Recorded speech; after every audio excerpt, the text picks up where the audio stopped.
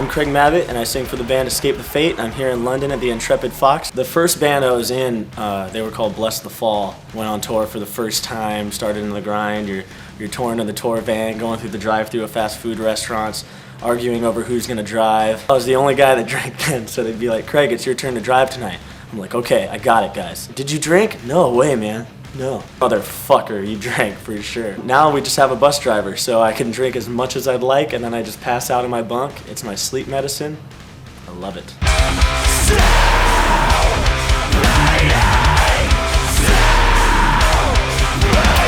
You know, the more records we do, the more I understand how we write and the band works. Because mind you, when I first joined the band, we went in the studio with John Feldman and did our This War's Ours album. John really helped us mold that material and put it together into actual songs, because it was just a cool part here and there, you know what I mean? The self-titled album was just all me and Monte. That was a good experience. I really liked that album. And this time around, you know, I had so many demos that Monte had sent me that I worked on, because he'll write the music, he'll send it to me, I'll start working on lyrical and melodic content. Real driving force behind Escape the Fate and the sound is Monte. You know, I'd have to say he works his ass off, and even if he says, oh, this is something I just did really quick, I don't like this song, it's still fucking great. I'm not sad to say that, you know, I'm a fan of his work. You know, if we ever weren't in a band together, I'd probably still buy his albums, because I love the way he makes music. You know, you can feel the emotion in his guitar work, especially when he starts going off on solos. I don't know how to explain it. I'm fucking lucky to be in a band with that guy. I'm less on the metal side. I love Queen and Journey and Aerosmith and bands like that. And the other guys are way more into, like, let's say Iron Maiden and Metallica. And well, I think we both agree on AC/DC that they fucking rock. It's not like that I don't like those bands. It's just when I was growing up, those bands were the ones I just leaned more towards. And maybe it had a lot to do with how much I liked video games as a kid.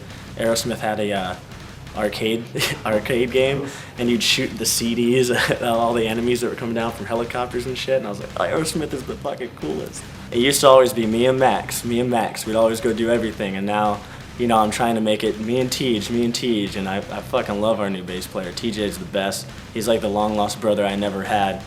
I'd have to agree, that guy's probably partied more than I have. Monte's been coming out with us a lot more, and that's a fun guy when he's had a few drinks in him. He knows how to get down. He's a fun dude.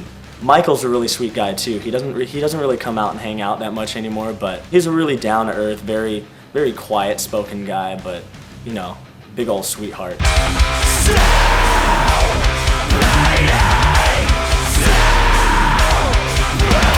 For the past 3 albums, there's been 3 different people that decided on the artwork.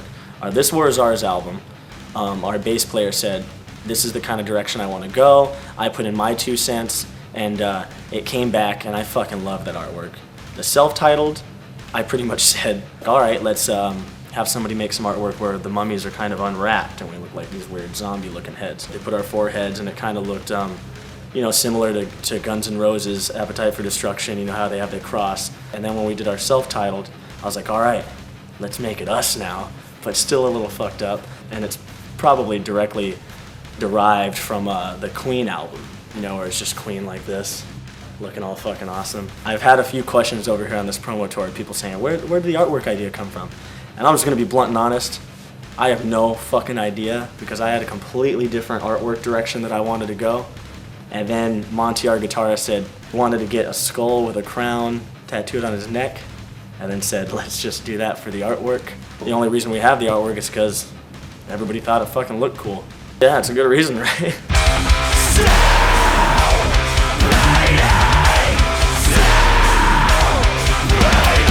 Sometimes I just get lost in the show and I forget what I'm even doing. I remember being the kid in the front row, you know, with my horns up and singing along to the lyrics and having the singer point at me and me feeling like, oh shit, I don't even have to stay for the rest of the show. He noticed me, man, fuck yeah, rock and roll. And you really, really feel like you're a part of something, and you're part of something special, and that's why I wanted to get into it. It's a really humbling feeling to be up on stage and see kids do the same thing with me. It's like I'm in the front row, music's helping me get through my life. Somebody looks at me and shows me support, now I'm doing it. Every time a kid comes up to me and they're like, hey man, you inspire me, I'm in a band, I started music because of you. nothing makes me feel better because music is everything to me. So if I inspired somebody to make it everything to them, nothing's a better feeling.